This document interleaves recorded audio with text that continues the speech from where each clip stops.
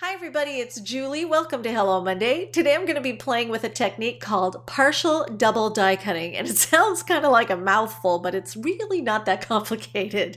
And I'm going to get started by taking a circle-shaped die. This is just a die that's large enough to accommodate the hippo stamp from the Wish Big set, and I'm just going to put some post-it tape there to keep it from shifting around on me as I work. And then I'm going to temporarily place the hippo stamp right there so I can just get an idea of my plan. And I needed both of them there so I could have an idea of where to draw a horizon line. So I'm going to use a ruler because I do want to have my horizon line level. And so I'm just going to go ahead and lightly draw this pencil line. And this will guide me here in a second. You'll see why. So I've got that in place, and then I can go ahead and ink up the hippo with the Memento Tuxedo black ink. Now I'm going to be coloring with Copic markers, so I already knew ahead of time I needed to use this particular ink because it doesn't bleed out when you're using those alcohol markers. So now that I have her in place, I can go ahead and remove the circle die, and I could have left it in place. I didn't realize at the time that I could have left it in place, and I kind of switched order, but it would have worked either way. But I'm going to go ahead and put the hippo die in place. I'm just forging ahead. I'm going to use post-it tape to keep the hippo in place.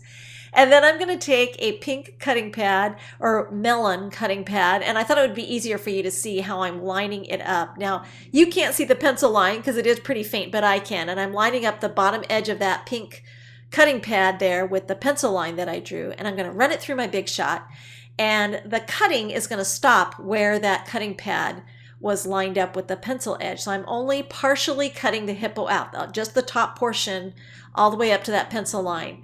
So now I can remove the hippo die, and I'm going to bring back my circle die. And here's where I could have done the circle first and then come back and done the hippo, because they're both stopping at the same point.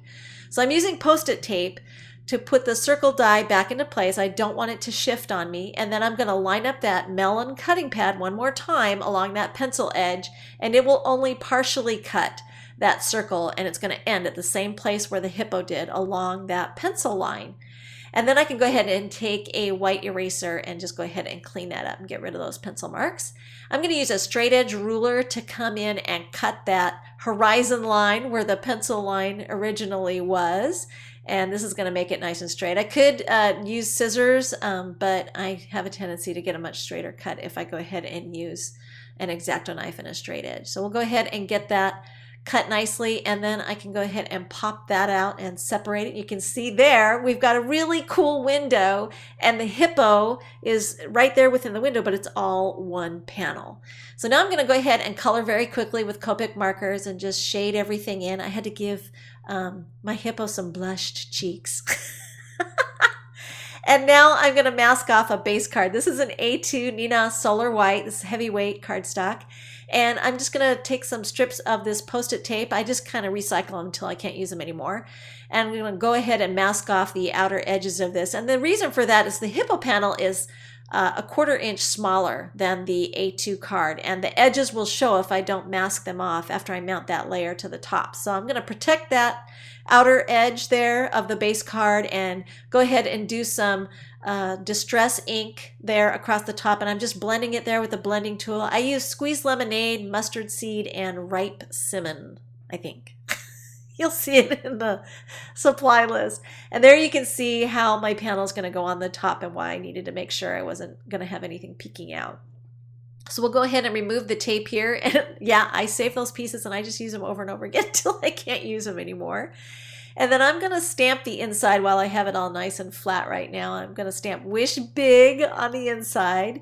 And I already had stamped It's Your Day underneath the hippo, but I was just ever so slightly crooked because I was trying to eyeball it there. So I decided I wanted to conceal that and give the sentiment a little bit more pop. So I'm just going to prep a piece of white cardstock by using the powder tool to eliminate any static cling and ink up the sentiment with Versamark ink. Stamp that over the top and then white emboss it with some white detail embossing powder, which works really well for sentiments like this that have really fine lines.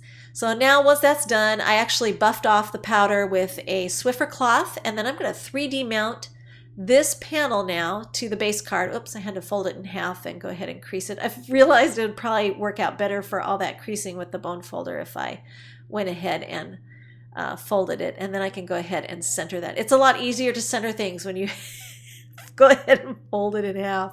So once I have that mounted, I can go ahead and flush mount that sentiment there with some tape runner and just go ahead and mount it. I'm going to disguise the original stamp and go right over the top of it. Nobody will ever know that I was just slightly off there. See, now it's all perfect.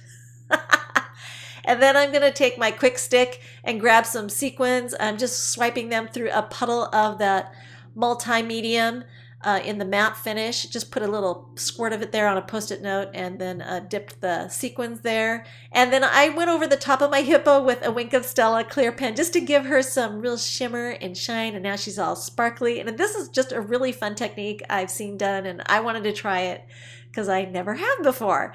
So I hope you'll give it a try and that you enjoyed the video. You can find all the supplies at ellenhutson.com and more details and still shots at the Classroom blog. Thanks for watching.